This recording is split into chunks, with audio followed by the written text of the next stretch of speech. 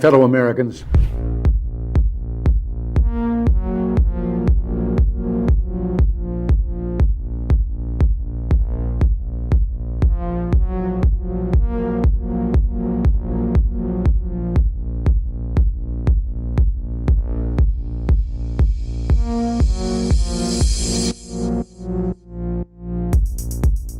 I can no longer remain in today's Democratic Party that's under the complete control of an elitist cabal of warmongers who are driven by cowardly wokeness, who divide us by racializing every issue and stoking anti-white racism, who actively work to undermine our God-given freedoms that are enshrined in our Constitution, who are hostile to people of faith and spirituality, who demonize the police but protect criminals at the expense of law-abiding Americans, who believe in open borders, who weaponize the national security state to go after their political opponents, and above all, who are dragging us ever closer to nuclear war.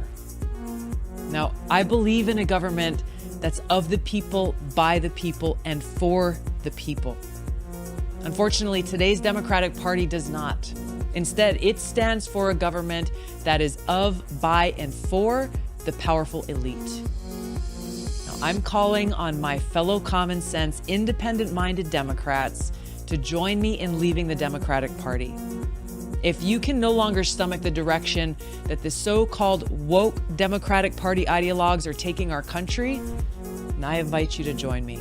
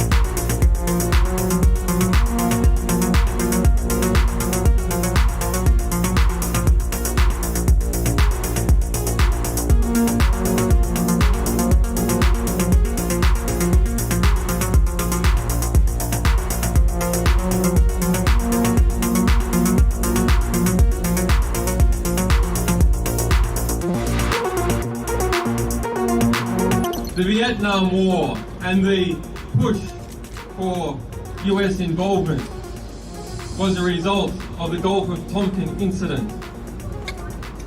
A lie.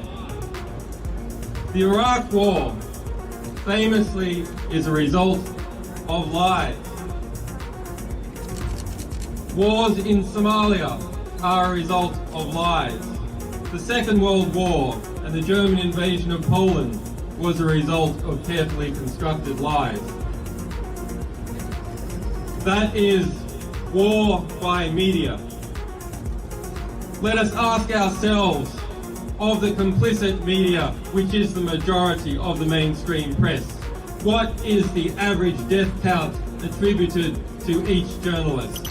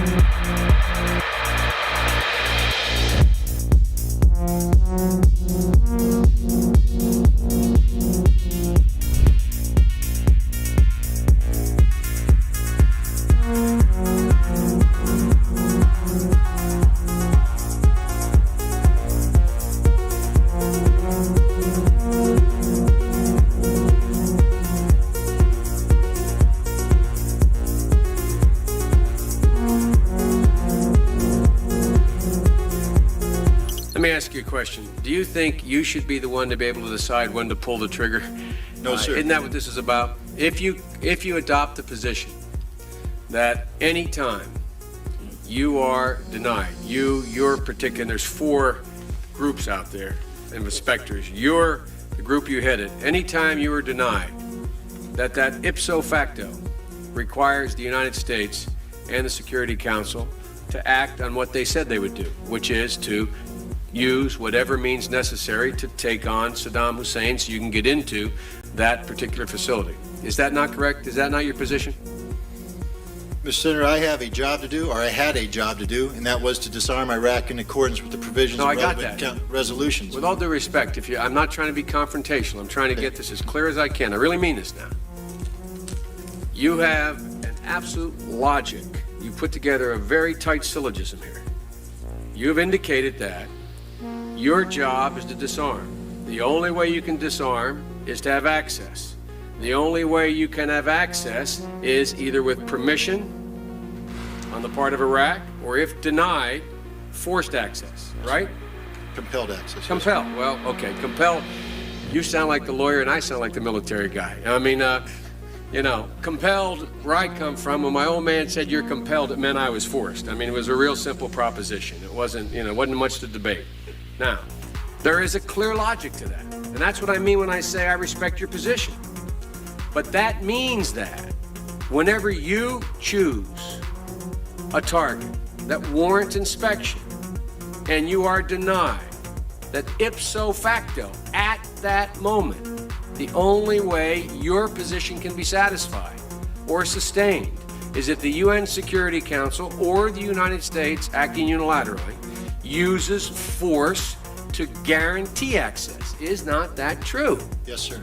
Now, that means that you get to choose the time and place when we would use force, if we use force. No, sir. Of course you do. If you choose the site and it's denied. And we coordinate with the member states to include the United States. Exactly. And prior to us going in, we have their agreement that this indeed is an inspection worth doing. Okay, inspection worth doing, everybody's agreed it's worth doing, and it gets stopped. Yes, sir.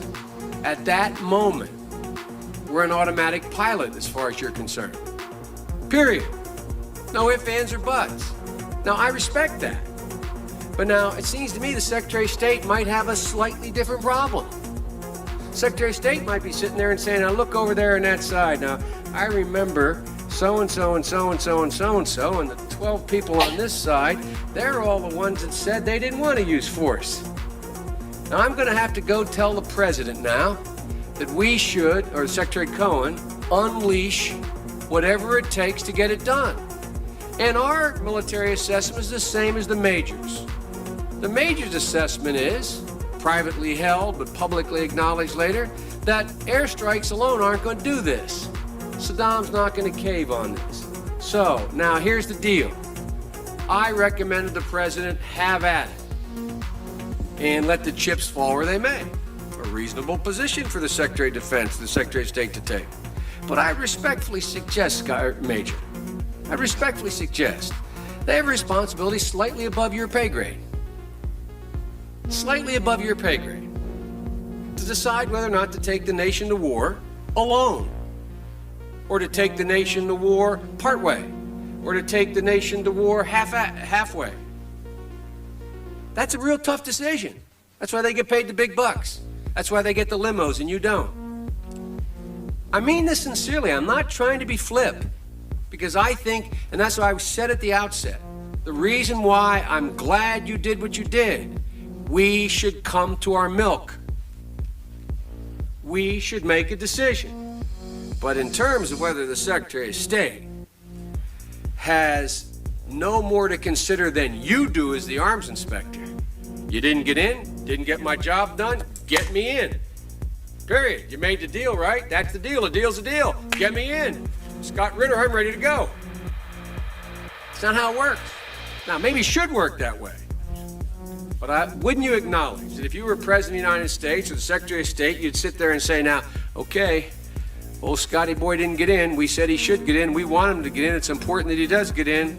They're not going to let him in, so what are we going to do now? We know that France and Russia aren't going to be with us. We're quite confident China's not. We've already run those traps. They're not there. We're not sure where the United States Senate is, but have at it, boys. Go get them. And by the way, Scott and the boys say air power's not enough.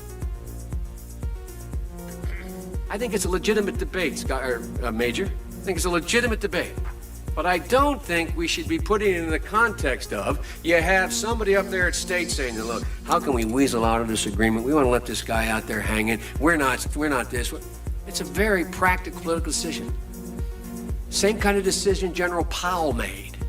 Same kind of decision President Bush made. Every president, every Secretary of State has to do it. Like I said, they get paid more than you. Their job's a hell of a lot more complicated than yours. They may have made the wrong decision, and you brought it to light. We should address it. We should say straight up where we are, and we should do it. And for that, I thank you. But it's above your pay grade.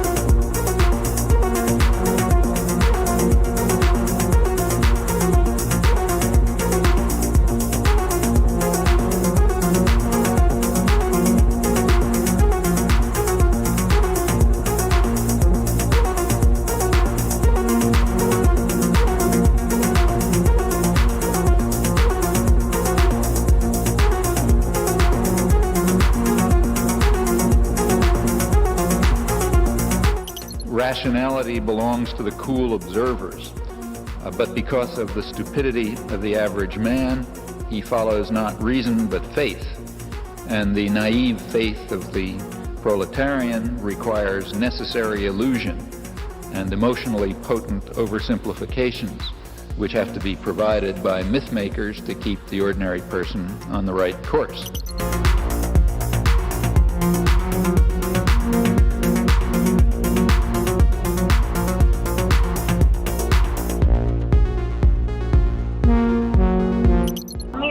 that I'm allowed to ask you this question is because today the federal court ruled that the government doesn't have the right to determine who is or is not a journalist. This is the second election in a row that the court had to overturn your government. Do you still insist on being able to make that decision, and why? First of all, questions around accreditation were handled by the press gallery and the consortium of networks who have strong perspectives on quality journalism and the important information that is shared with Canadians. The reality is organizations like yours that continue to spread misinformation and disinformation on the science around vaccines, around how we're going to actually get through this pandemic and be there for each other and keep our kids safe, is part of why we're seeing such unfortunate anger and lack of understanding of basic science. And quite frankly, I won't call it a media organization, your group of individuals need to take accountability for some of the polarization that we're seeing in this country. And I think Canadians are cluing into the fact that there is a really important decision we take about the kind of country we want to see. And I salute all extraordinary, hardworking journalists that put science and facts at the heart of what they do and ask me tough questions every day, but make sure that they are educating and informing Canadians from a broad range of perspectives, which is the last thing that you guys do.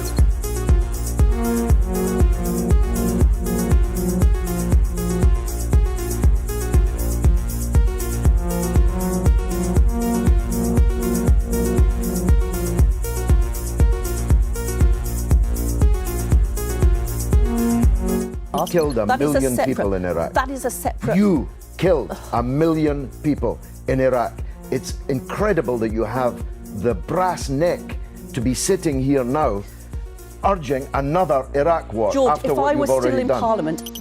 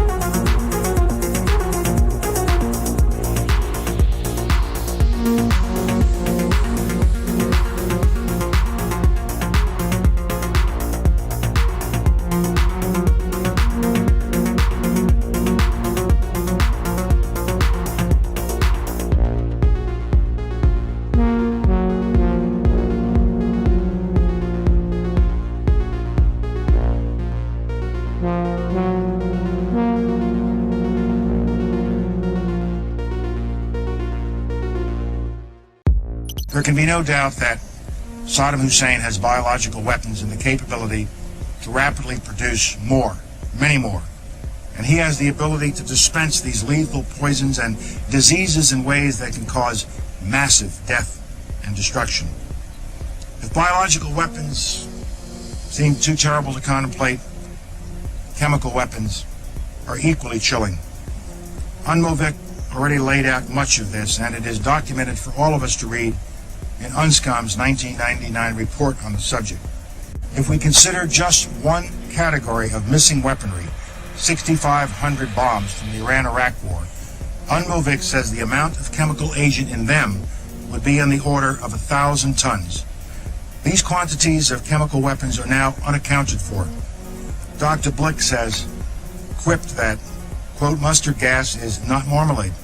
You are supposed to know what you did with it. We believe Saddam Hussein knows what he did with it, and he has not come clean with the international community. We have evidence these weapons existed. What we don't have is evidence from Iraq that they have been destroyed or where they are. That is what we are still waiting for.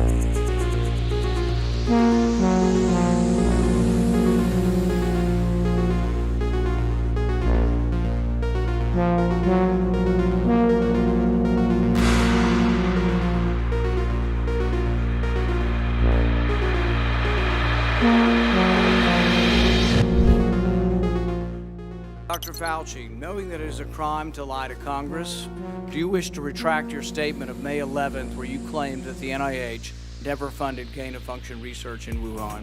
Senator Paul, I have never lied before the Congress, and I do not retract that statement. This paper that you are referring to was judged by qualified staff up and down the chain as not being gain of function. Let me finish. You take an animal virus and you increase its transmissibility to humans, right. You're saying that's not gain of function? Yeah, that is correct. And Senator Paul, you do not know what you are talking about, quite frankly. And I want to say that officially. You do not know what you are talking about. Okay, you get one person. Let's read from the NIH definition of gain of function. This is your definition that you guys wrote. It says that scientific research that increases the transmissibility among mammals is gain of function. They took animal viruses that only occur in animals and they increased their transmissibility to humans. How you can say that is not gain of function? It is not. It's a dance, and you're dancing around this because you're trying to obscure responsibility for 4 million people dying around the world from a pandemic. And let's send Dr. Fauci. I have to, well, now you're getting into something. If the point that you are making is that the grant that was funded as a sub-award from EcoHealth to Wuhan created SARS-CoV-2. That's where you are getting. Let me finish. We don't know. Well, wait a minute. It didn't come from the lab, but all the evidence is pointing that it came from the lab, and there will be responsibility for those who funded the lab, including yourself. I totally This committee will allow the witness to respond. I totally resent the lie that you are now propagating, Senator, because if you look at the viruses that were used in the experiments, that were given in the annual reports, that were published in the literature, it is molecularly impossible. No one's saying those viruses caused it. It no is one is molecularly. those viruses caused the pandemic. What we're alleging is that gain-of-function research was going on in that lab, and NIH funded it. That You is can't not- get away from it. It meets your definition, and you are obfuscating the truth. I'm not obfuscating the truth. Senator You are the Paul's one. time is expired, but I will allow the witness to. Let me just finish. I want everyone to understand that if you look at those viruses, and that's judged by qualified virologists and evolutionary biologists, those viruses are molecularly impossible No one's to saying result they are. No in one's saying those viruses SARS-CoV-2. caused the pandemic. Senator Paul, We're saying they are gain-of-function viruses because they were They're not. animal viruses that became more transmissible in human, and you funded it. And won't you admit the truth. and you Senator implying Paul, your time has expired, and I will allow witnesses who come before this committee to respond. Dr. and you are implying that what we did was responsible for the deaths of individual. I totally resent could that. have And been. if anybody could is have been. lying here, Senator, it is you.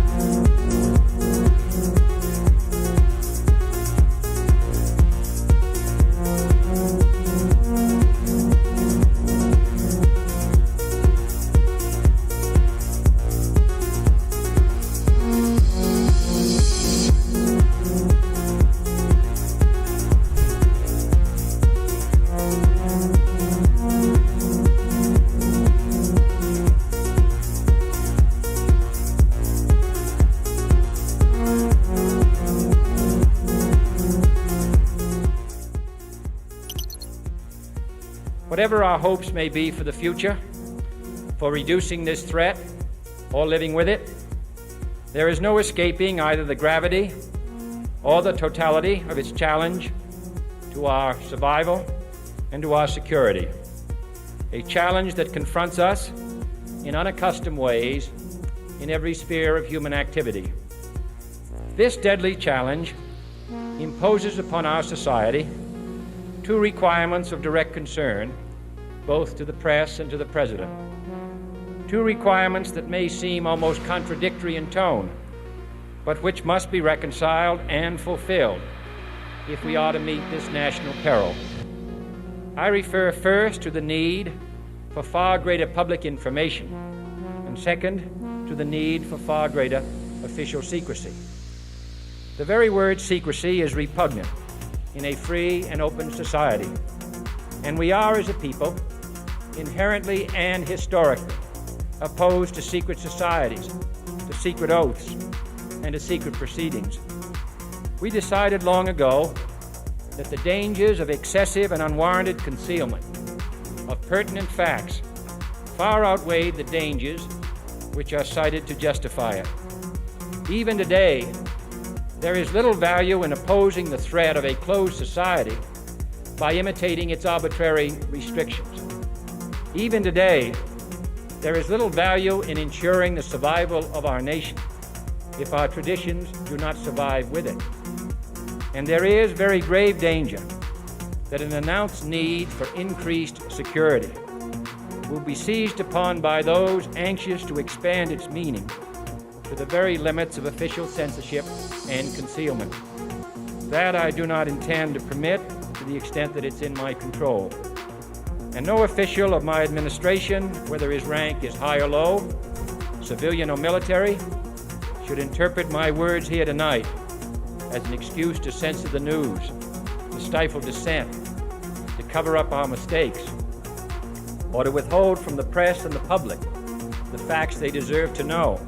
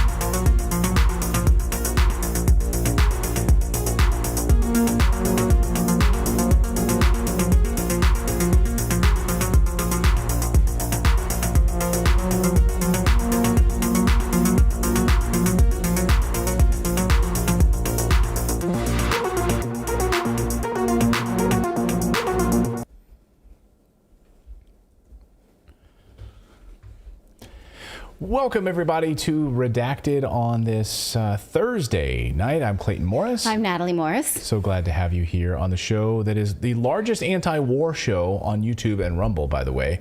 And we need it now more than ever. So we're going to talk about a couple of big war stories tonight on the show as it relates to Russia launching a massive offensive overnight and what this portends for the next phase of this war.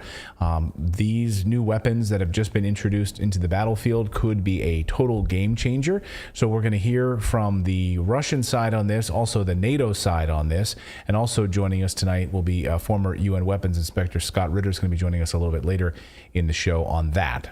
Plus, European leaders are starting to admit that a move to all electric cars may not actually work out. The math on that may not actually work. We're going to show you the latest on that and how the pushback is and what they're actually trying to do. It's ludicrous. And also the United States deciding a big move on Syria. And this is a story that I hope all of you will share and bring awareness to, because I am absolutely ashamed at the United States, and we should all be. And I think it's because of the total lack of awareness about this story. And so I really, really hope all of you will pay attention to this story and share it tonight. And we're going to deep dive what just happened in the United States Congress as it relates to Syria. All of that and more as Redacted starts right now.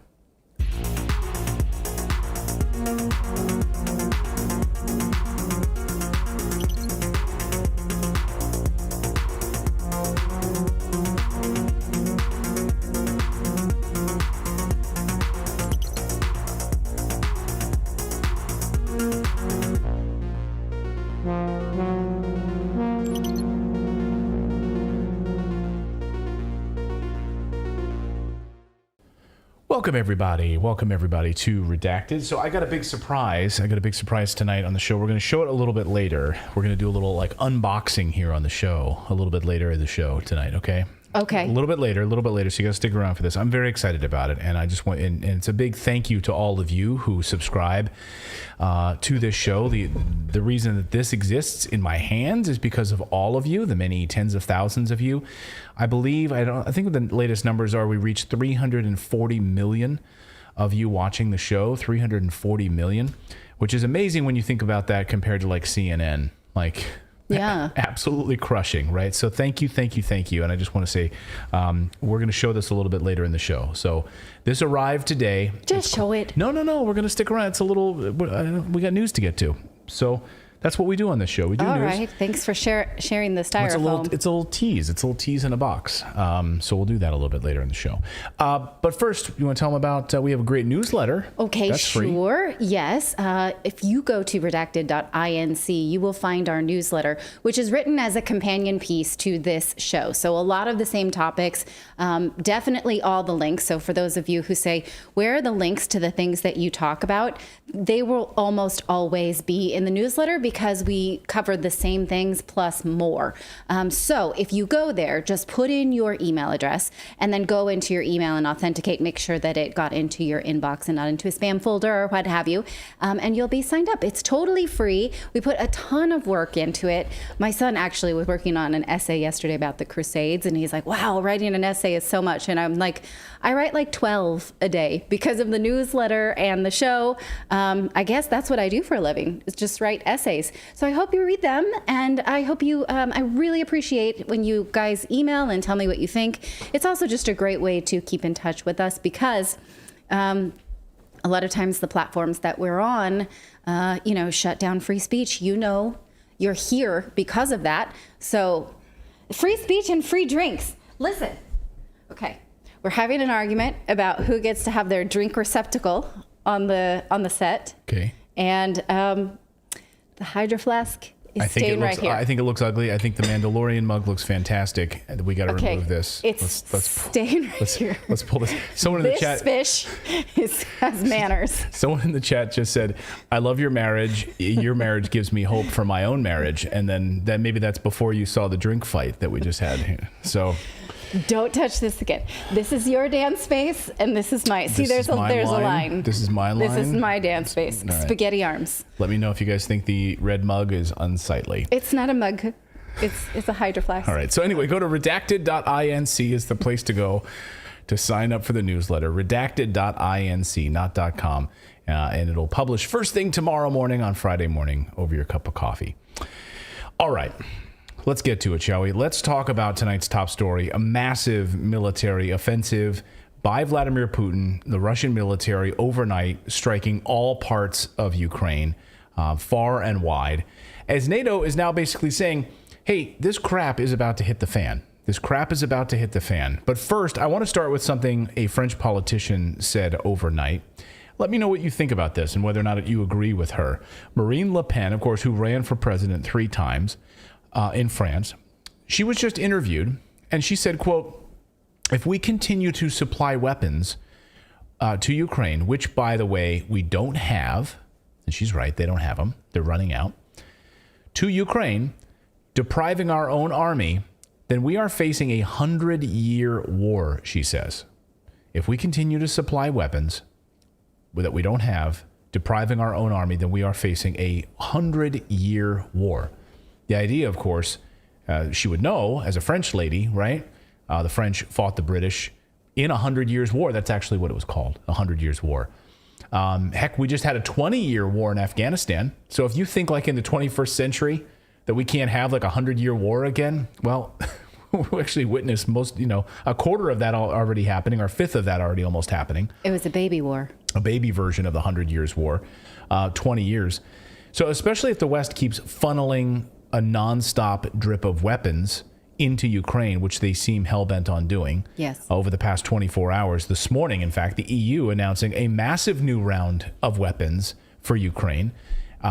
Here's the EU pledging to spend over $1 billion on arms for Ukraine, member states say. So, and I'll just quote the Wall Street Journal. Here's the Wall Street Journal. The European Union plans to spend at least $1.1 billion in ammunitions for member countries' stocks after and rebuilding your country's stocks after a year of supporting Kiev's war against Russia. Before Russia's large-scale invasion of Ukraine last year, the 27-country bloc shunned financing weapons or supporting lethal assistance to other nations. It's something they didn't do. Members have now funded their defense and foreign military support either directly or through the North Atlantic Treaty Organization. So they're funneling this money or aid to NATO. It's a way of getting around it. Soon after Russia's invasion, the EU broke that long-standing taboo and said it would reimburse a portion of its members' military donations to Ukraine. Since then, the EU has increased the funding it is devoting to defense. End quote.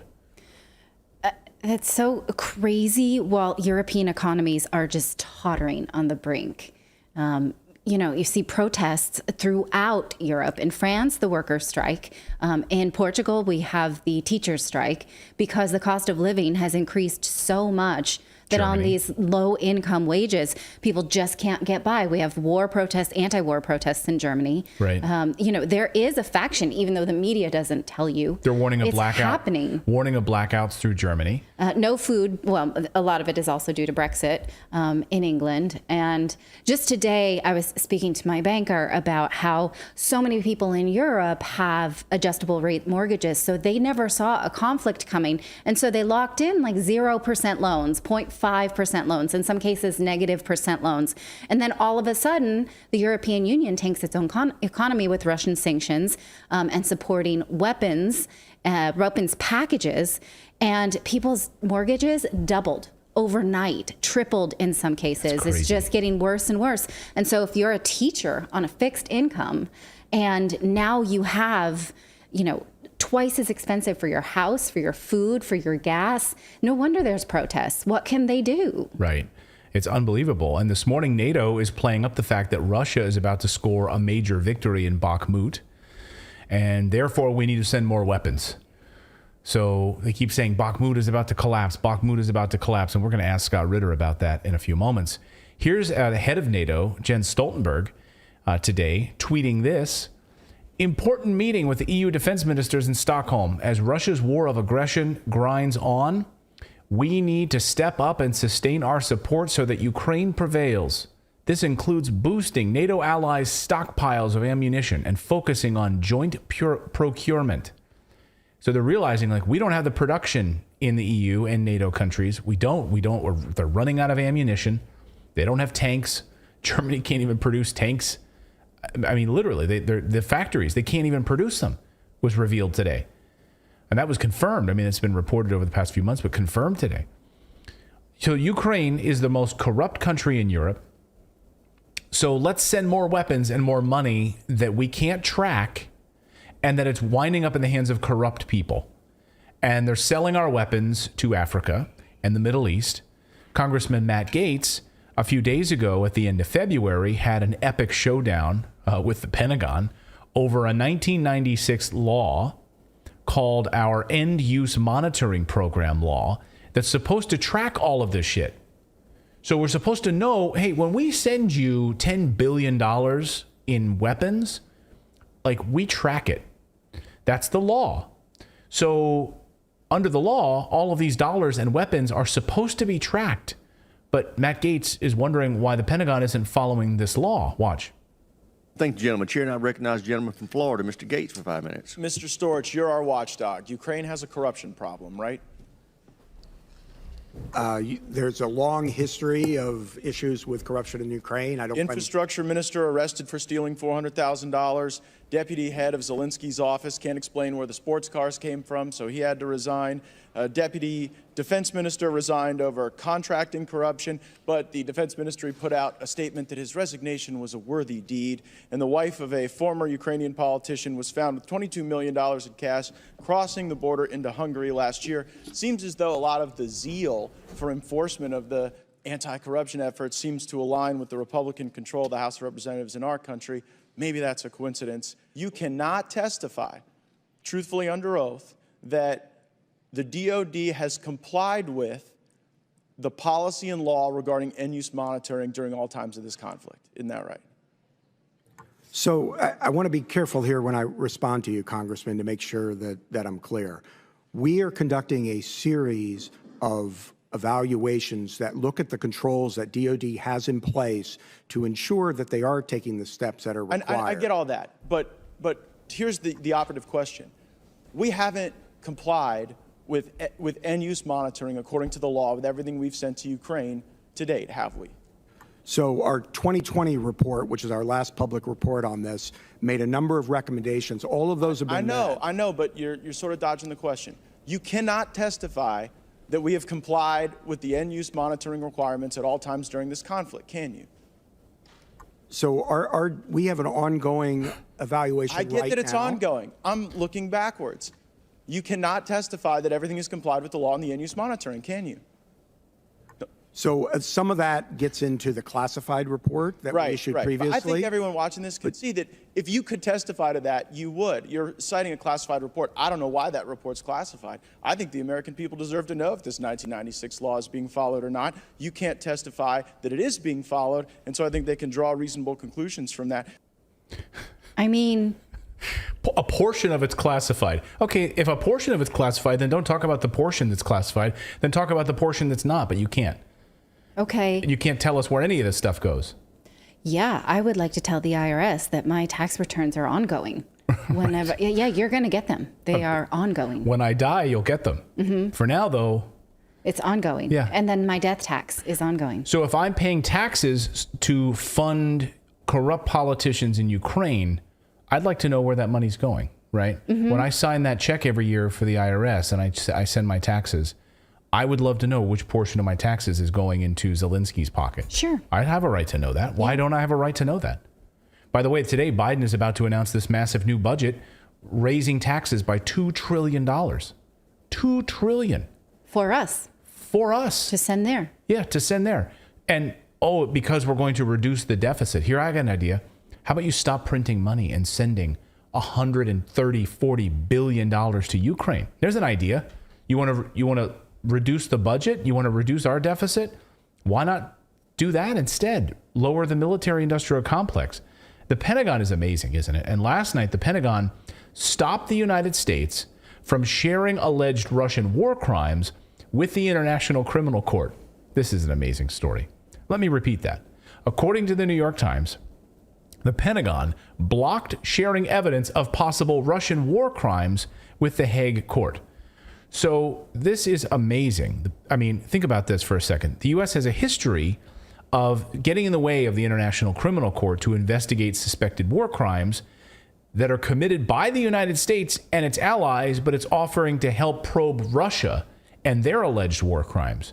But then the Pentagon, so the U.S. is saying, oh yeah, we've seen evidence of Russia's war crimes, but we can't turn them over because that would mean that we, the United States, would also have to admit that we commit war crimes. Right. Isn't that amazing? According to the Times, the rest of the Biden administration, including the State Department, Justice Department, and intelligence agencies, favor giving information to the International Criminal Court. Congress modified its restrictions on helping the court to facilitate the investigation into Russia's military operations. So the Pentagon blocking this based on the concern that this would set a precedent for Americans to be prosecuted for their military actions. It's really amazing. Yes. Yes, it is. Yes, it is. So this is the beginning of this spring offensive. This is the big question. Is this the big spring offensive right now in Ukraine? Only, I guess, one man knows for sure, and that's Vladimir Putin. But overnight, Russia launched this massive offensive aimed at the heart of Ukraine's energy infrastructure. 81 missiles fired, large track of six hypersonic missiles. Don't you think it's a little strange that we keep putting seasons on these offensives? Like it's summer. I mean, we really put a lot into the winter offensive. Yeah. You know, what was going to happen. And I guess if you're, planning war, then you do plan around the weather. Yes. Yeah. I guess. I mean, and right now, this could portend the launch of a massive offensive, which we're going to talk to Scott Ritter about in just a moment. But here's the map of the airstrikes over the past 24 hours, which just hit just about every spot in Ukraine. Nothing was left untouched in this. And so, of course, NATO sounding the alarm. We need to send more money and more weapons into Ukraine. That's the answer.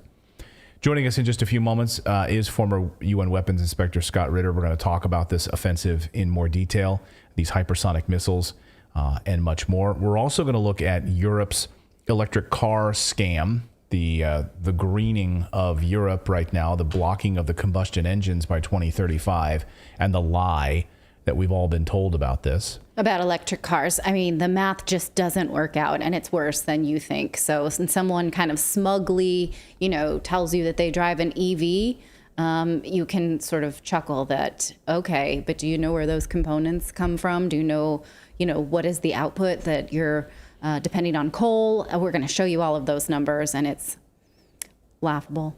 And we're going to talk about Syria and so much more. But first, we'll tell you about our friends over at Indeed. Now, the thing about running your own business is that every single hire counts because you need someone on your team that has the same values as you and your company. And no hiring partner understands that like Indeed. Indeed is the hiring platform where you can attract, interview, and hire all in one place. So don't spend hours on multiple job sites looking for candidates with the right skills when you can do it all with Indeed. Find top talent fast with Indeed's suite of powerful hiring tools like Indeed Instant Match, assessment, and virtual interviews. Hate waiting? Well, Indeed's U.S. data shows over 80% of Indeed employers find quality candidates whose resume on Indeed matches their job description the moment they sponsor a job. Candidates you invite to apply through Instant Match are actually 3 times more likely to apply to your job than candidates who only see it on their own search, according to U.S. Data from Indeed. So Indeed knows that growing your business, you can make every dollar count. And that's why we are offering you this offer at Indeed.com/redacted. Just go to Indeed.com/redacted, and they are going to get you started hiring the best people possible. So once again, that's Indeed.com/redacted. Terms and conditions apply. Cost per application pricing not available for everyone, but if you need to hire, you need Indeed. Okay. For more on the latest offensive overnight, Russia into Ukraine, I want to bring in former Weapons Inspector Scott Ritter, former U.S. Marine, who's been watching this very, very closely over the past 24 hours. And Scott, there's a couple of big moving pieces on this, right? We hear from NATO that looks like Bakhmut is about to fall. And also want to get your perspective on the use of the aircraft to hit these targets. That was something that you were wondering about for many, many months. When would we see the ramping up of aircraft be striking these targets? So first to Bakhmut, and this looks like it's about to fall. Do you agree with that assessment? And what does that portend for the rest of the war? Well, I'm always hesitant when people say it's about to fall, especially something that's being defended as heavily as this is being defended. President Zelensky's come out and contradicted everybody from Lloyd Austin to Zaluzhny and everybody in between, and said, no, Bakhmut is of strategic importance and that we are going to be doing everything we can to hold on to Bakhmut. And I think you're going to see the Ukrainians,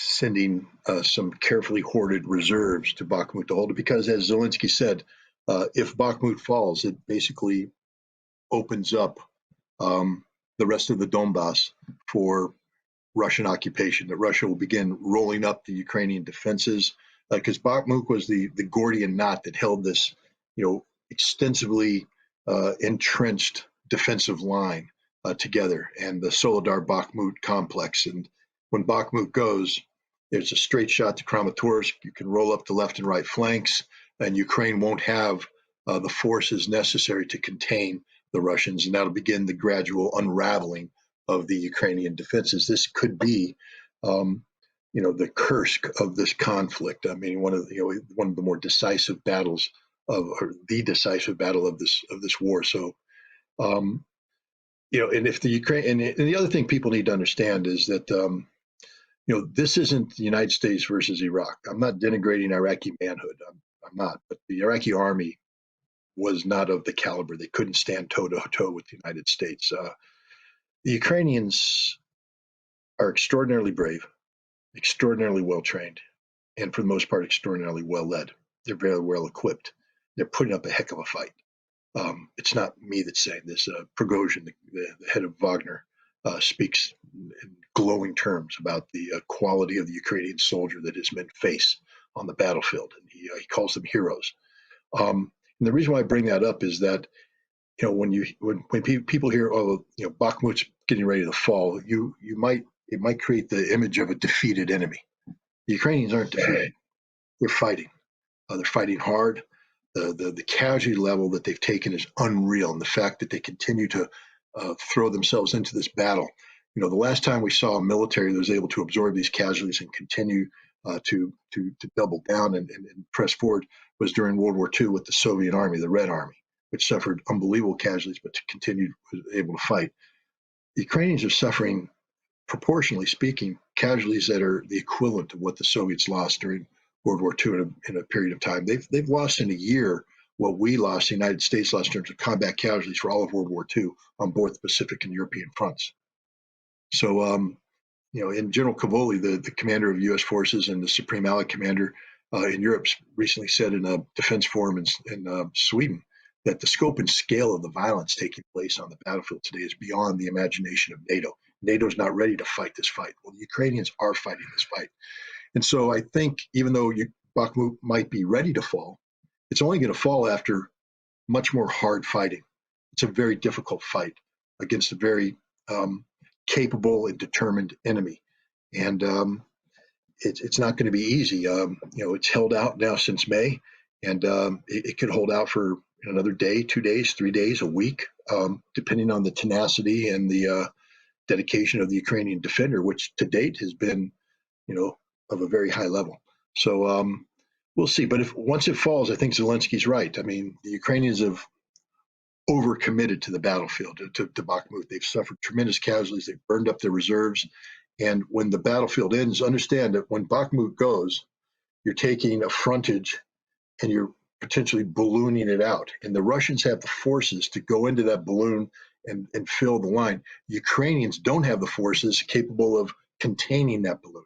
Right now, the Ukrainians are concentrated in Bakhmut, but if the Russians balloon out, the Ukrainians won't have the forces capable of containing that. So you might see Ukrainians compelled to do withdrawals similar to what, if you remember back in September when the Russians withdrew from Kharkov, because they were ballooned out, they didn't have sufficient forces, Ukrainians penetrating, the Russians had to fall back on a more concentrated defense line.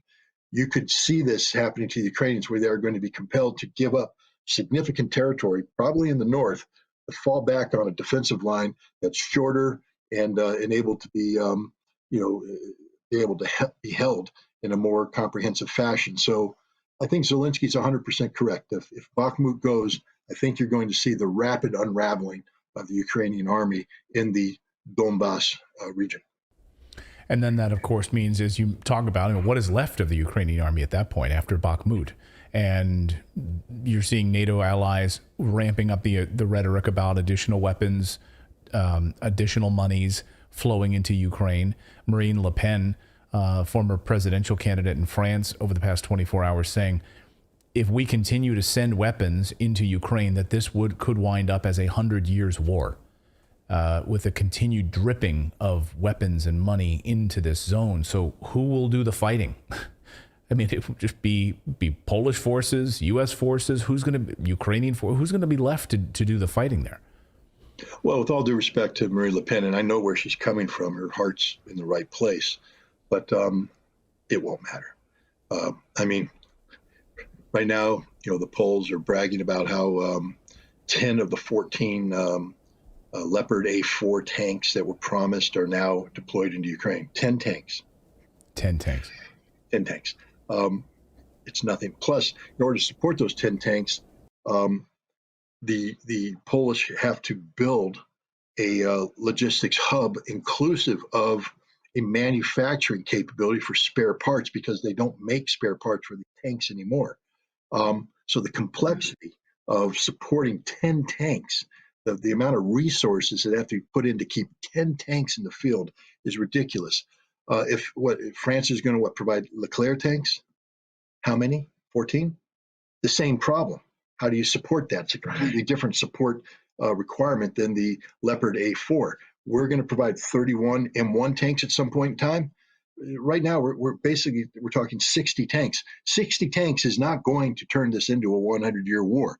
The Ukrainians are losing manpower, equipment, organizational structure, etc., at a rate far greater than NATO could ever replenish it. But the big factor is artillery ammunition, 155 millimeter ammunition that Ukraine must have to be competitive on the battlefield, even in a losing cause, to hold the Russians back, to slow their rate of advance. Ukraine must have artillery, and they are going to run out of artillery ammunition sometime this summer, and NATO is unable to replenish it. And in a war that's defined largely by artillery, when you run out of artillery and the other side does not, you lose that war. So this will not be a 100-year war. This is going to be a 100-day war. I just think when Bakhmut falls, we're going to see the unraveling of the Ukrainian military position, and we're going to see the eventual destruction of the Ukrainian army in rapid order. We talked about the aircraft, the deployment of the aircraft, and using these Karsal missiles, if we're pronouncing it correctly, and U.S. backed guided missiles also coming to the battlefield as well. What do you make of the offensive over the last 24 hours on the Russian side? From the Ukrainian side, they say 81 missiles, large attacks on multiple cities throughout Ukraine on energy infrastructure. Is this the beginning of a new offensive, a spring offensive, but using aircraft first to soften targets before Bakhmut falls and infantry moves? Could you lay that out for us? Sure. When we go back, if you remember in September, when the Russians began their mobilization in response to the Ukrainian offensive in Kharkov and continued on in the right bank of Kherson, Putin appointed a new commander of the Special Military Operations Zone of Operations. This was General Armageddon, General Surovikin, the bald-headed bear of a man. Right. His job was to stabilize the front, and he did that, to prepare the front for eventual counterattack. But now that the Russians are getting ready to counterattack, they restructured the entire general staff. They did that a while ago. And General Surovikin went from being the commander of the Special Military Operation to being commander of the air component of the Special Military Operation, because the air war was going to become its own front. It was no longer operating in support of the operation. It was going to become its own strategic front. with dedicated staffs, dedicated resources, et cetera. And what we've been seeing unfold over the course of the past several weeks is a very interesting military campaign. Everybody's been focused on Bakhmut, focused on the ground war, focused on the artillery. But there's been this really elaborate cat and mouse chess game being played between the Russians and the Ukrainians, and by extension, NATO, that deals with Russia's ability to project air power, namely long distance strikes, Caliber missiles, Iskander missiles, other air delivered cruise missiles, and the Kinzhal missile, which is this newest one, the hypersonic missile. But and now long range drones too. The Iranian Shahed 136 Geranium-2 drones have played a very important role. The Ukrainians respond by bringing in new air defense and reorganizing air defense, creating an effort to create a layered, integrated air defense that can shoot down these Russian missiles or assets before they reach their targets. And so what we've been seeing over the course of the last month or so is this campaign that it has escaped the attention of anybody who's not looking for it. The Russians are coming in with very innovative tactics designed to force the Ukrainians to activate their radars so that the radars can be identified and destroyed, force the Ukrainians to fire their specific missiles, especially from high-value resources like the IRIS-T or the NASAMS. Now the Patriot system is in Ukraine, allegedly. And then for the Russians then to target these and to denigrate, to degrade, to neutralize the Ukrainian air defense so that they can impose their will on this space. And last night we saw the Russians begin to impose their will. They struck repeatedly, they struck targets of high value, and they started using in large numbers the Kinzhal missile. Before, the Kinzhal was a one of. They fire one here, one there, because it's a very expensive missile and the Russians didn't have a lot of them. But the Russians have been producing Kinzhals. They're running triple shifts at the facilities to produce these things. And I think we're seeing these missiles starting to come out in quantities so that the Russians can integrate them. And the important thing about the Kinzhal is no matter what NATO and Ukrainians do, you can't shoot it down. The missile cannot be shot down. So it can be used, for instance, to strike any target at once. And now notice there were 81 launches. 6 were Kinzhal. So the Kinzhal is still a small portion of the overall, less than 10% of the overall strike force, but the targets it hits are guaranteed to be destroyed. So it can hit command and control targets. It can hit critical energy infrastructure that might otherwise be protected with air defense resources that would negate, a Caliber attack or a Shahed 136 attack or an Iskander attack. Well, you can't negate the Kinzhal. It hits, it destroys, that's it. It can also start taking out the high-value air defense systems themselves. If you can identify a German IRIS-T or an American Patriot system or a NASAM system, take it out with the Kinzhal. Bam, that's worth the expenditure. And I think you're going to see General Surovikin continue to shape this battle, allure the Ukrainians into activating radars to be destroyed, firing systems to be identified, and bringing to bear the hypersonic Kinzhal when needed to eliminate high-value targets. This is the beginning of the air campaign, which is designed to collapse Ukraine as a modern nation state, and in doing so, collapse political support for the Zelensky government. This is an important part, not just of defeating the Ukrainian military on the battlefield, but of the denazification process that's going to have to take place, because there will not be a Zelensky government when this war is over. It must be removed. The question is, do you remove it by putting boots on the ground, trying to take Kiev, a city of multi-millions? No, you do it through this air campaign that we're seeing right now that's starting to collapse. And the fact that the Russians are starting to put the accelerator on the air campaign tells you that it's happening in concert with what they expect to be happening on the ground. You want to have this big offensive, this breakout. At the same time, you're putting maximum pressure on the Zelensky government.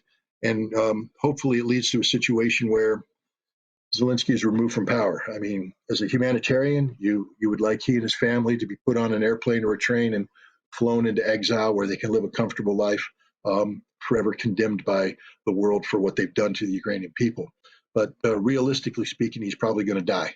He's probably going to die at the hands of Ukrainians who are going to rise up against him, because he represents the total collapse of Ukrainian society that's taking place right now, not only because of what's happening on the front line, where hundreds of thousands of Ukrainian men are being killed, but what's happening in Ukrainian society through this air campaign, where you're seeing tens of millions of Ukrainians displaced, critical infrastructure, over $1 trillion worth of infrastructure destroyed, and the nation itself starting to collapse. And it's a tragic situation all around. Yeah, indeed. Well said, well said. Yeah, either he will die or he will show up in Hollywood in exile at Sean Penn's house with a new Netflix show, which seems probably pretty likely. That's going to be the next thing for Zelensky. Scott Ritter, thank you so much for talking about this. This big offensive, it seemed like it had all the hallmarks of something big beginning, and you confirmed what we were thinking here. So, as always, great to see you. Thanks so much for your time. Thanks for having me. Thanks, Scott. And coming up on the show, we've got more news to get to here on this Thursday. We're going to look at the new child labor law in Arkansas and why the left is freaking out about this. Is this a new child labor law? Are we heading back to the early 1900s where children have to work in factories like slaves? Or is something else actually happening there? Oliver Twist? Yeah. Please, sir, can I have some more? And we're going to talk about the United States in Syria and Europe's electric car scam. We've got so much more news to get to on this Thursday. But first, guys, do you feel like it's getting harder to get in shape and stay in shape? Well, our sponsor, Nugenix Total T, is offering a complimentary bottle when you text 231-231 and enter the keyword redacted. So what they do is, they're going to help you maybe feel like you've got more energy and get back to having that energy that you once had. When you discover Nugenix, you're going to feel revived, working out like you used to and having that energy. You're like, oh my gosh, I can recover quickly. I feel great. And if you want more energy to counter the negative physical effects of aging, Nugenix Total T Testosterone Booster with Testofen will help you turn back the clock, re-energize your workouts. And why not just try it and you get that free bottle right now by just texting the word redacted to 231-231, and they'll get you that free complimentary bottle. It contains man-boosting key ingredients like Testofen. It's been validated in 5 clinical studies to boost free testosterone levels in men. Nugenix Total T boosts the essential free and testosterone levels that the aging process robs you of. You're going to feel stronger, leaner, with more energy and drive, more passion too.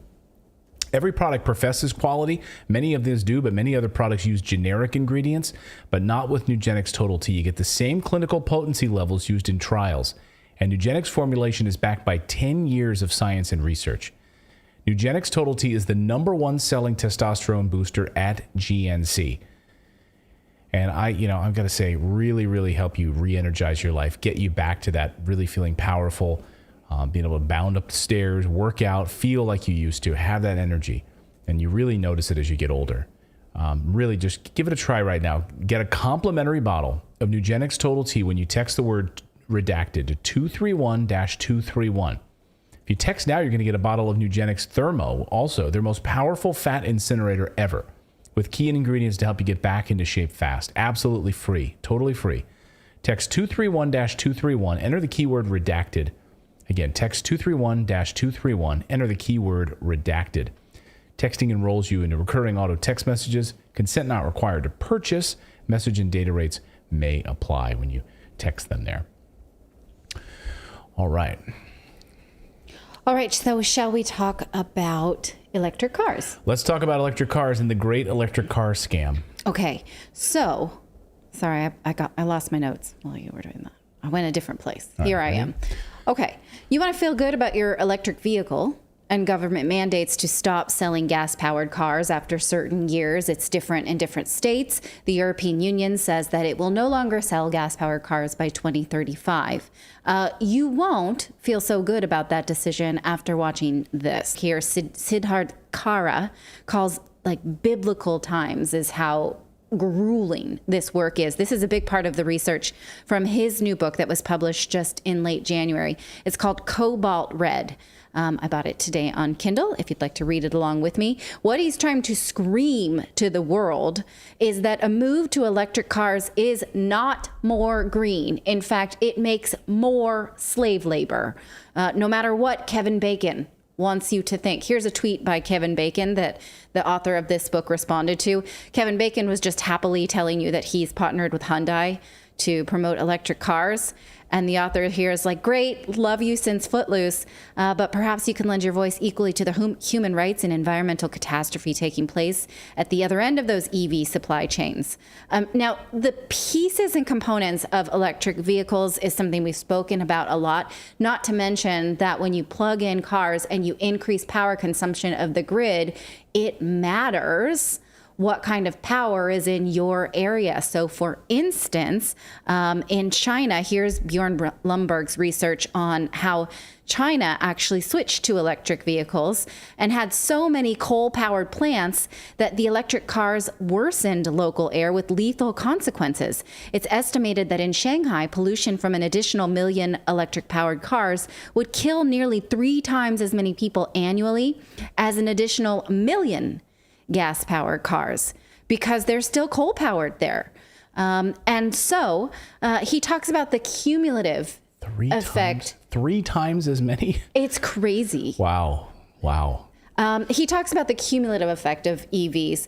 He says, even if we do it, even if we all have electric cars, he says, the impact will be minimal. The International Energy Agency hopes that we can reach 130 million electric cars by 2030. A breathtaking expectation, given that we have spent decades and billions of dollars in subsidies to reach just 5 million. Even if we could do that, it would cut a trifling 0.4% of global emissions by 2030. That's it. And that's only when you calculate energy to energy, meaning electricity versus gas-powered cars. He says electric cars will be a part of our future solution to transport needs, sure, but they're not going to solve climate change. So again, EVs are just not going to save the planet. I don't know how you run the math to think that they will. So can someone please tell that to Prime Minister Justin Trudeau? This tweet just a few hours ago, where he's sort of high-fiving himself because last year he introduced this deal with Honda to retool their facilities to make hybrid electric vehicles. He's like, good for us. It's been a year. Glad we did that. That's the whole purpose of the tweet. So looking back after a year and another time. This is what I did last year at this time. Yeah, around this time last year, we announced the first of many deals with automakers, deals that create and secure thousands of jobs, help keep our air clean, and support workers. As we build on that progress and continue to grow the economy and the middle class, let's look back. Great. All right. Now, the European Union was set to vote on March 7th in order to put in place this legislation to outlaw gas-powered cars by 2035. But the vote was delayed because the EU is worried that Germany and Italy are having cold feet about it. And in fact, that is true. Italian Prime Minister Giorgia Meloni said this to reporters just in January about the EV transition. She says, it's not reasonable. And I think there's a certain alignment by other European countries on our position. She has been expressing concern since the campaign that she does not want to put workers out of work because there's no longevity to their cars. Or say you're a delivery person and now half of your day is charging a car because you can't go the same, right? She's realizing that this will tank the economy and hurt everyday people. Or when it gets cold and the batteries don't have as much capacity. And when President Biden during the State of the Union address says, I think we'll probably have about another 10 years of gas. We'll still need gas. We'll still need gas for like another 10 years. And everyone in the State of the Union laughed at him. Like, oh yeah, just 10 years? And right. Right, sure. So what Germany is doing is they've asked the European Union to exempt cars powered by synthetic fuel, which is a bit of a head scratcher. So stay with me here. What is a synthetic fuel? Here is a summary. It's basically fuels that they have the same property as fossil fuels, but they're produced artificially. So they're not drilled for. They can be used in the same way as fossil fuels and are used all around the world. For example, it's possible to produce synthetic jet fuel, diesel, or gasoline for conventional planes, ships, trucks, and cars. The main difference between fossil and synthetic fuels is how they are produced. Fossil fuels are formed over millions of years underground from organic matter that's turned into coal, natural gas, or oil, and then drilled for or dug up. Synthetic fuels are produced by mimicking these natural processes using renewable resources. And in fact, just last week, the BBC posted, I'll post it on Twitter, published a video of a guy in Africa somewhere who uses chicken poop to make synthetic fuels. Did you watch that? Like he takes all the chicken poop and he stirs it up with water and does something to it and then is able to like power his car. And that's like Doc Brown in Back to the Future. Remember? Yes. He doesn't need plutonium anymore. He uses compost. Now he uses banana peels and he steals the rest of Marty's the beer out of the trash can. And he pours the beer into the flux capacitor. Sure. Great idea. Yeah. But is that better? Because we can make it ourselves above ground instead of dig for it below ground. You have to ask yourselves now we've been through this, right? We should be able to know, are the components green to make? Do we have to do something? Are they energy consumptive? Can we just get those things, right? Well, a Princeton study says that synthetic gas is actually not so much better of an idea. Here's the headline, says synthetic gas would cut air pollution but worsen climate damage in China, at least. So this is just a study of China. And it says, basically, I've highlighted here, the researchers found that switching to synthetic natural gas in industry and electricity production would have little impact on smog-related deaths and cause a major increase in CO2 emissions. That is, like, if it's used in industry. However, switching from coal to synthetic natural gas for residential uses, meaning people who cook on an open flame, such as heating and cooking, would substantially reduce deaths due to air pollution and cause less of an increase in CO2 emissions. So using it in your home instead of cooking over a coal stove, sure, better. Using it out in the world, no, not better. So why is Germany then asking for this synthetic gas exemption when there is not necessarily proof that that's any better? Are you going to say something, Philip? I heard a noise. No. No. Please do. I can, though. Okay. Well, you have something to say. It just reminded me. I used to work in because I was a journeyman finish carpenter, and I worked in a cabinet shop for about 6 years. And the owner's son bought an old Volkswagen that he converted to a biodiesel. And so in this wood shop full of like dust and wood and things like that, he had his biodiesel set up. And it was just like, it always seemed to be like the stupidest place to be making fuel was in a place that's full of fuel. You know, just anyway, that's right. And if you read Alex Epstein's book, Fossil Future, you realize, we have such an this argument that we have a shortage or that it's bad for us. It's actually, of course, the thing that has propelled us to this advanced level that we currently live in, right, is fossil fuels and hydrocarbons. This idea that we're running out of it or that we can't manage the pollution from it is just a misnomer. I mean, the idea of scrubbing and making sure that we have scrubbers in different, the way that we burn different fossil fuels, making sure that those protections are in place, or the way that we extract certain things. There's so much fear-mongering around this. And this idea, of course, that using fossil fuels cars or diesel generators or anything like this is going to set us back and increase carbon emission zones where we're reaching these 2-3% Celsius increases, and Miami is going to be underwater as a result of it. It's all garbage. Well, it matters what energy you've got now in order to make synthetic gas, because to make synthetic gas, you need a lot of electricity. So what electricity are you using to make that gas? If you're China, you may be using a lot of coal. If you're Germany, you're reverting to coal too, right, because you turned off your nuclear plants. If you then are making, but there's like a hierarchy that Michael Schellenberger, I think, does a great job in his book Apocalypse Never of pointing out that nuclear energy is one of the cleanest and most sustainable. So many countries are turning away from it. But if you're using nuclear energy, which is relatively sustainable and has no carbon emissions, to make then synthetic gas, sure, you're in a better place. But it's going to matter very much that Germany is reverting to coal and then asking to use that power to make synthetic gas. Makes no sense. I don't know what models they're going off of, because there's a cycle here, right? You can't just say the end result is clean. Right. It's like sort of greenly made products or whatever. And a lot of times those products have more of a carbon emission because they haven't scaled. Right. Whereas you're making a few of them with a lot of resources. and versus a factory making a lot of them, with less carbon output per item. And so, we have to learn to ask about the components, because we keep getting bamboozled with these ideas of greenness. Well, if you look at the components in cars, you mentioned cobalt just as one of them. There's basically 3 that are in actual combustion engine cars, 3 minerals, right? When you look at EV cars, the list is like 11 minerals.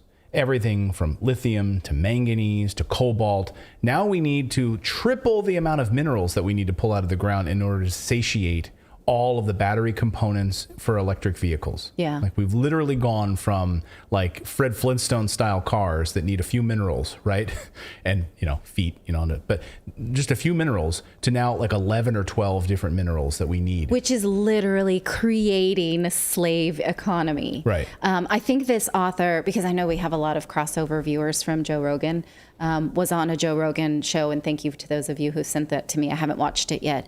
But he really is trying to pound the pavement to let you know that this is exactly how climate regulation hurts the poorest amongst us. And so many of us can be like, well, but I want to upgrade my iPad, or I need to get a new electric car, to drive to the private school.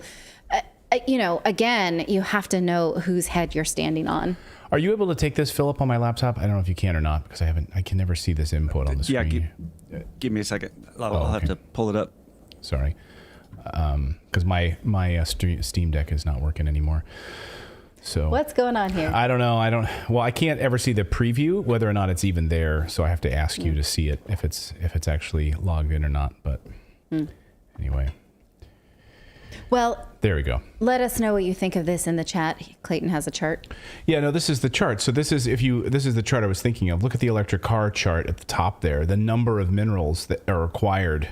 Maybe it's not 12, but it's a lot, right? All those rare earth minerals, right? So you have a whole thing of rare earth minerals. You have zinc, graphite, cobalt, manganese, nickel, lithium, copper. And then look at a conventional car at the bottom.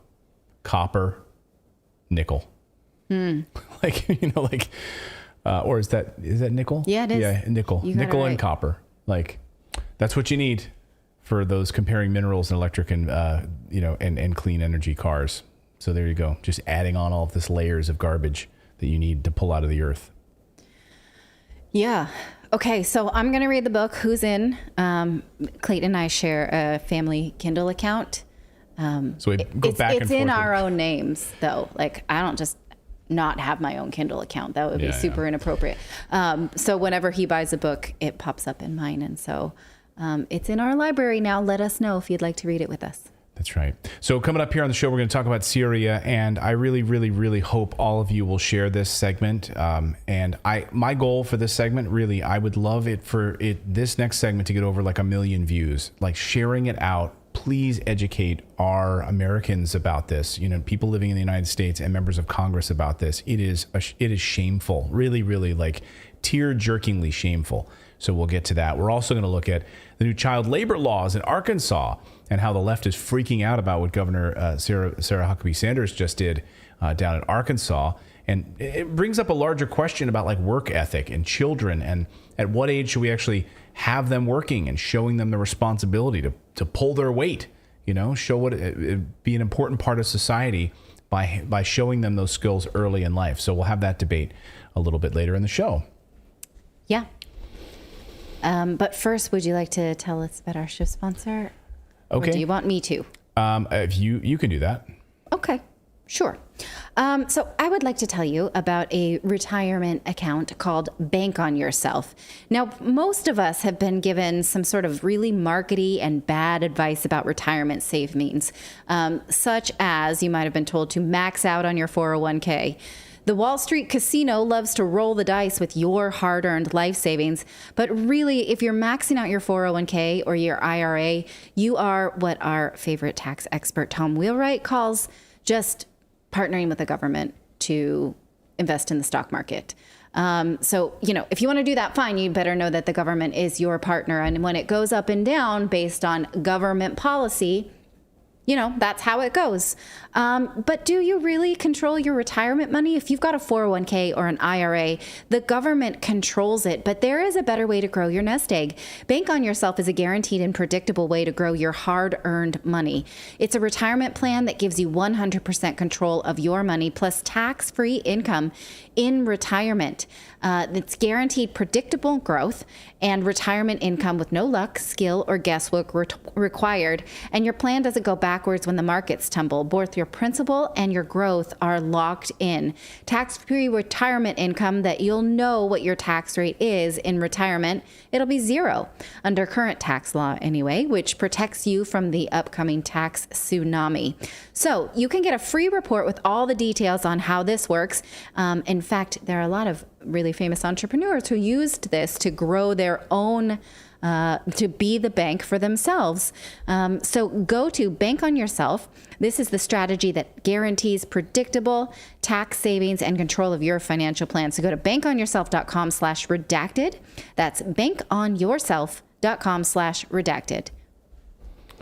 All right, let's talk about Syria. And I couldn't be more disgusted with the United States if I tried. And I really would love for all of you to make this maybe the most watched segment that we do this week. Please, please, please share this with a friend, text it to somebody, smash that like button, share it out. I would love for this segment to get over 1 million views because that shows politicians that you actually care about this story, because they can do all this stuff because it flies under the radar because most people aren't paying attention to what the United States is doing. And it's absolutely shameful. Last night, the worthless House of Representatives voted to continue its illegal invasion of Syria, a country devastated by earthquakes and U.S. sanctions.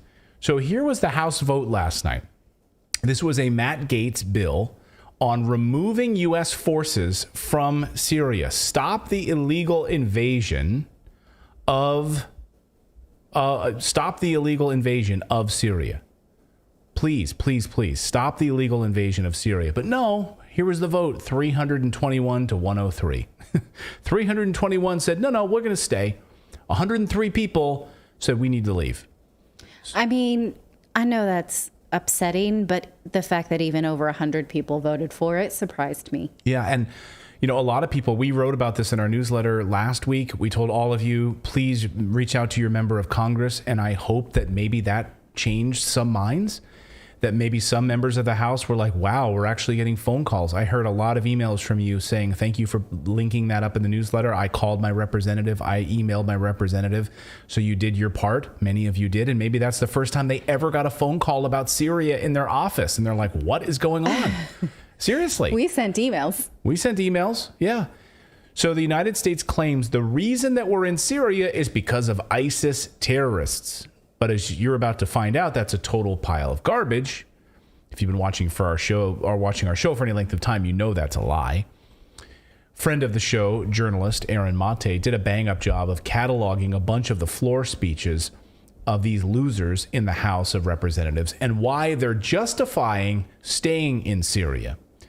Referring to ISIS, here's Representative Ryan Zinke, saying that we can't withdraw from Syria because we either fight them in Syria or we fight them here in the United States on the streets of our own nation. Watch this garbage.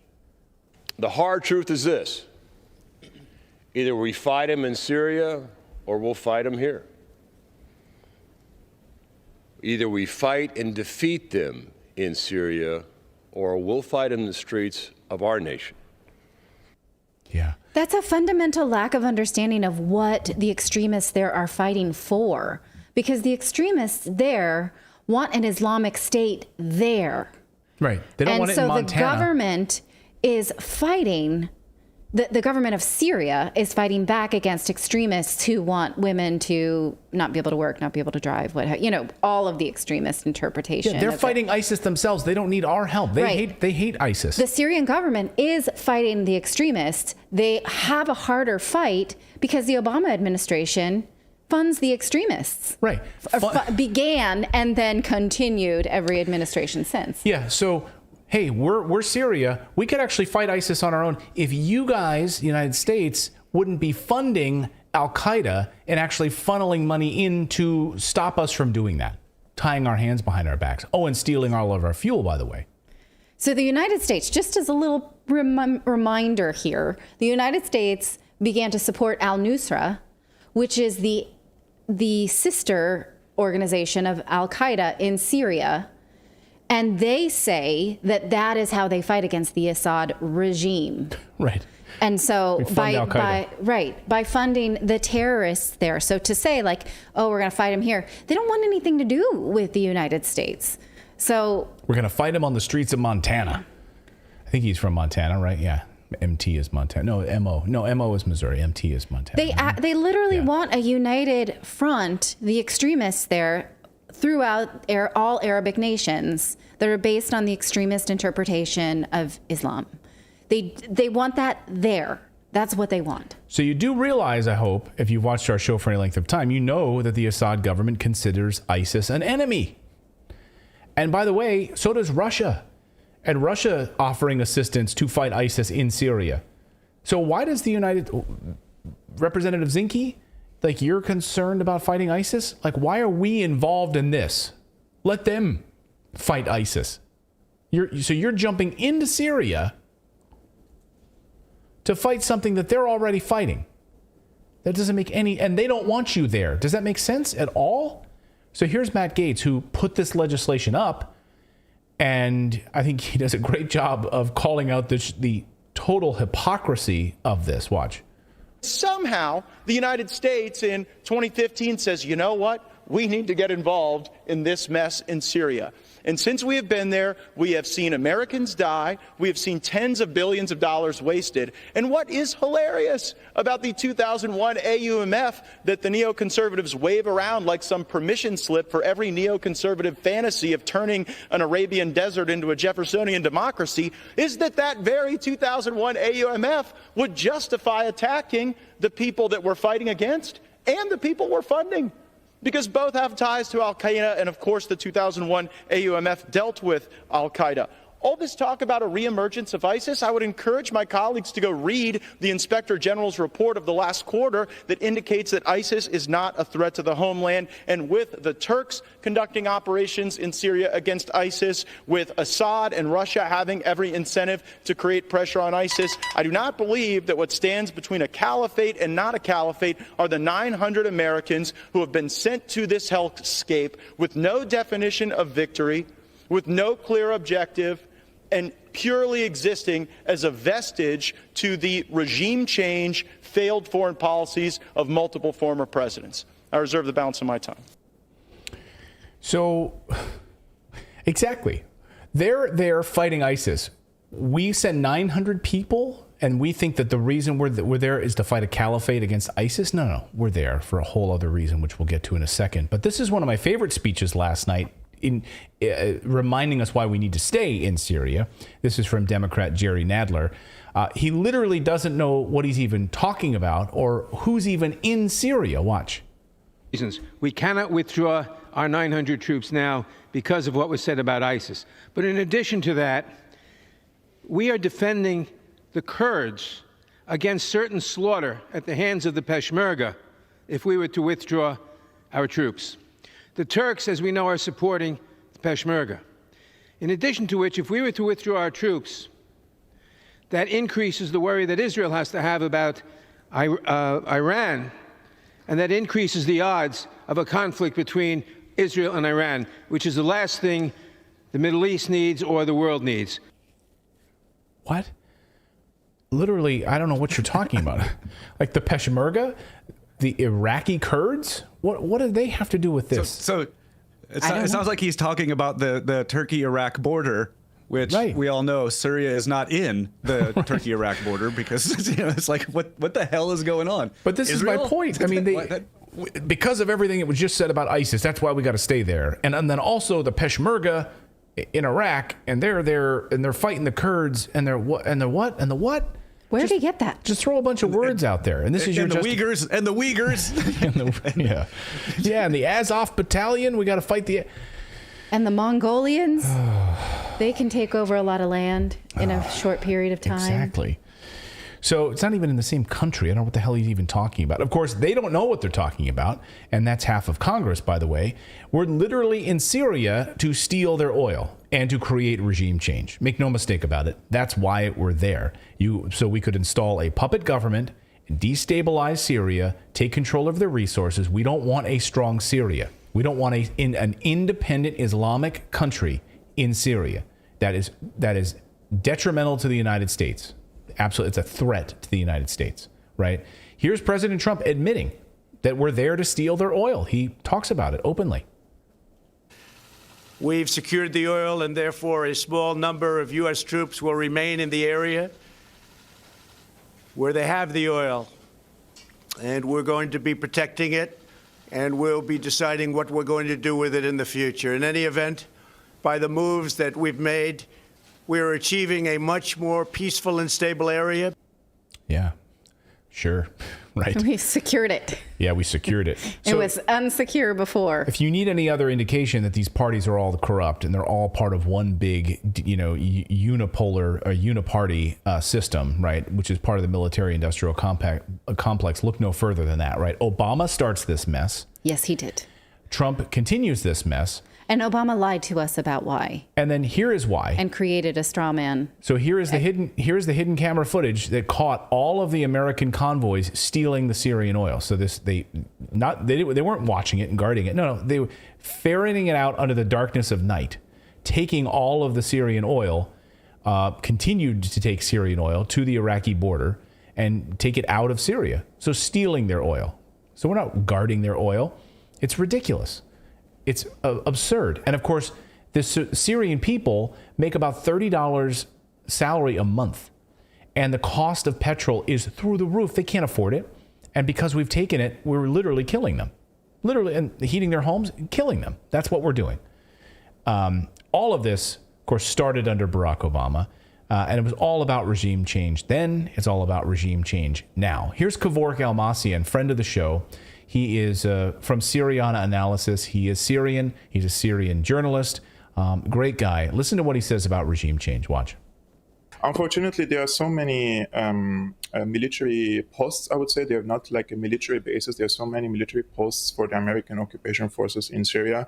And they are just making sure that this oil and the fuel isn't going to the Syrian people. And this is the policy of the United States. The regime change has failed. Regime change policy has failed in Syria. Now they want to strangle the Syrian people so that they get rid of Bashar al-Assad, the president of Syria. They want the people to rise against the president because he's unable to provide the basic necessities for them, right? So this is the policy. I think it will fail. And the shift in the mood in Syria is also related to the Ukraine war nowadays. They're betting that if Russia comes out of this war and there is a unipolar system, Syria will also be part of this unipolar system, because the failure of the American policy in the region started or basically in Syria after 2011. Yeah. So that's Kevork Almasian from Syriana Analysis, friend of the show. So yeah, it's a tragedy. And the United States Congress is just going along with continuing this failed policy in Syria. And the people that are hurting are innocent Syrians who are being crushed and killed as a result of these sanctions of mass destruction, on top of an earthquake which just destroyed their country. Yeah. Where we can't get aid and assistance to because of these sanctions. Yeah. Go ahead, Philip. It's such backwards thinking too, that so like the U.S. uses the idea that Bashar al-Assad was horrible to his people, so we have to step in and do something about it. So what we do is we squeeze his people even more so that they'll be willing to rise up and fight him. So it's like the people there, according to the U.S., are then like double squeezed, and that's what we want. Like it's just right. Backwards. Yeah, then clearly it's not about people at all. No. It's about whatever goals some hegemony has. And it's a misnomer that Syria is rich in oil. Compared to its neighboring countries, it's not. It doesn't have a lot to share with its people. So if you take what they have, there's not just more that they can give up. Syria is strategically located in a way that if Syria was united, there would be more of a chance for a united Arab state. And the United States absolutely doesn't want that. So it's not just that, it's the popularity of Assad, it's his sort of Ba'athist background, and it's the geography of Syria. It's less about the oil, but while we're there, we might as well take it. Right. It's if the oil. The idea is to harm its people. It's to get a warm water port in the Mediterranean. It's to have their oil. It's to have regime change. Yeah. It's a perfect place for the United States to build its vacation home. So I just saw someone in the chat saying, thank you for covering this story. I really thank you for watching and on this. Really important. Someone else says, I love that you guys deliver the news, but sometimes with a biased slant. Yeah, we are anti-war. So that's our bias on this show. Anti-war, anti-imperialism on this show. I absolutely do have a bias that Washington should not have waged a war on Syria for the last 50 years. Yeah, that's my bias. Since Assad's father was in, yes. Yes, I have that bias. Yeah. I believe that. I will stand by that bias. I would even go so extreme in my bias to say that I would prefer the U.S. stop bombing everybody we're bombing. That's very, that's very biased of you. So partisan that we're going to lose some viewers over that. Yeah. Not on this show. Our viewers are awesome. So what I want you to do, please, with this segment on Syria, please share it. Smash that like button, push it out to more people. I would love for this to get a lot of views so people can see it. The more people can see it, the better, so that there's more awareness of it. I just saw someone in the chat saying, I didn't know anything about the Syrian oil. So please, even you guys are very educated watching this show, but there's millions of people that are not. Just share this story out. Make more and more awareness of it. You saw what happened in Congress. 103 people voted against it or voted for it. So this is how we can actually affect change. So please share this story out. I really appreciate that. Yeah, you too, Philip, you extremist. Yeah, you biased extremist. You're a peace extremist. I'm a peace extremist. That probably You're makes me more radicalized. dangerous than, What would it look like to be a pacifist. radicalized peaceful person? Coming up in a few minutes, we're going to go over to Rumble, and I want to share this very special reveal. I have this unboxing, this reveal that we're going to show off here that I've got in this box here, okay? In this special box, and we're going to show it off on Rumble in just a moment, okay? Is it alcohol? I'm not going to tell you because I haven't really, I have a sense of what it is, but I haven't looked in. Okay. I have a sense of what this is. Longtime viewers of the show might be aware of what this is, but it's very exciting. I'm very excited about what I think it is. So watch it. I open it and it's just a pair of shoes. Or it's like, anyway. Because Clayton, or like a dead bird. Because Clayton is the orderer of all orders. Yeah. Our doorbell's going off all day with I get things cables I need for the studio. like I got the a light. littlest things. He's like, oh, this is batteries to whatever. And I'm like, stop ordering packages. Now, I would probably argue that David might have him beat. I don't know. But there was one time that we were working in the studio. David was upstairs and I was downstairs in the studio. And he needed an HDMI cable, so he ordered 3 of them on Amazon rather than walk down the stairs to get one off of the shelf because we had 50 of them. And he just ordered 3 more off of Amazon. And it's I was like, did you just do that? And he's Why? like, yeah. I'm like, oh my God. But wouldn't he have to go downstairs to answer the door anyway? Yeah. No, it was all on the same level. Oh, jeez. So. Oh my God. Yeah, no, but there's parts and things that we need for cameras and whatever that anyway, you can't get them it's unfortunate. They're specialty items. So that's what I keep telling you. They're not. All right. We've got more news to get to. I want to cover this Sarah Huckabee Sanders story out of Arkansas. A fascinating story. We're going to do that in a moment. We're going to do that on Rumble. So we do have a Rumble channel. Please check out our Rumble channel. We're going to do that and move over exclusively to Rumble tonight. Rumble.com/redacted is the place to go to join us. Our stream will continue there in just a moment. So I want to tell you about our friends over at Medcline because I have really struggled with sleeping. In the past year and a half, I've had incredible shoulder pain.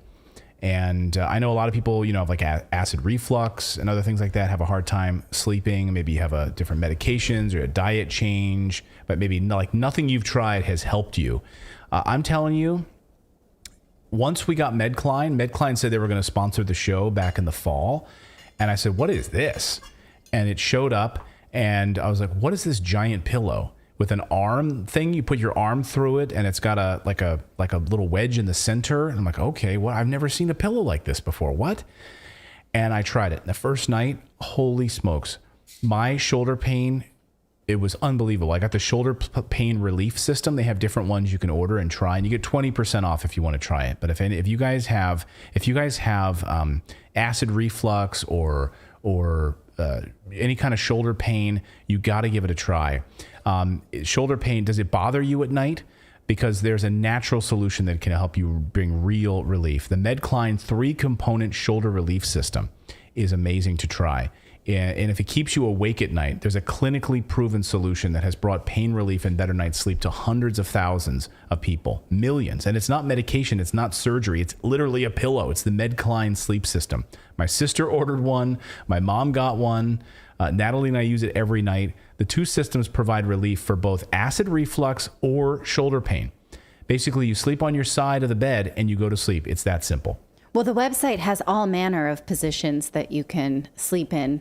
And but if you're a side sleeper like me, you might notice that your shoulder falls asleep with all of the weight on that shoulder. Right. So it sort of lifts the weight off of that shoulder so that you don't wake up with numbness. Because I sometimes wake up with my hand is asleep. Yeah, I mean, you have nothing to lose. Like, in I'm the telling bad you, way. So for some of you, you're like, I'm never going to try that. I'm never going to try it. And others like, oh my God, like I see in the chat, like, I need that pillow. Just try it and you get 20% off, right? And medcline.com/redacted is the place to go to try it. I saw it. I was like, what is this weird thing that I got? Holy smokes. And then I was like, all right, I'm going to try it. And I'm a believer in it. It's amazing.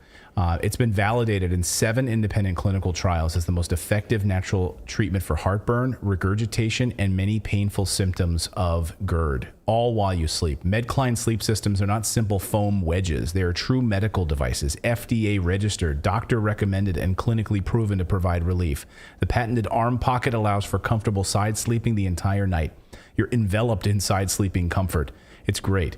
93% of patients reported a reduction in nighttime heartburn with the reflux relief system and an overall improvement in sleep quality. And the Medcline reflux relief system is proven to reduce exposure to harmful stomach acid 87% better than a bed wedge. So now get 20% off when you go to medcline.com/redacted. Get 20% off and a better night's sleep today at medcline.com/redacted. Yeah, get 20% off. And I just want to say thanks to our sponsors. We wouldn't be able to do this show. It's a free show. These sponsors have been with us, many of us, for about 8 months now, 9 months. They've supported independent news. I got to tell you, we are up against billionaires, right? And the mainstream media system that's trying to silence voices like Tucker Carlson and all these people, they're trying to come after free speech right now. So when we have sponsors like this, and if you're thinking about a gift for someone, just remember these companies stand with our show. They love this show and we love them. So anyway, we wouldn't be able to do this show without them. And the people that we hire here on the show that do our graphics and our production team and everything, like it's because of them that we can do this show, honestly. So there's a lot that goes into this. So thanks to Medcline for supporting independent journalism and what we do here. All right, let's move over to Rumble tonight. Thank you everyone on YouTube. We really appreciate it. Come on over to Rumble. The stream will continue. We're going to open this little box on Rumble right now. Come on over. Rumble.com/redacted. Come on over. I'll wait for you to get on over there.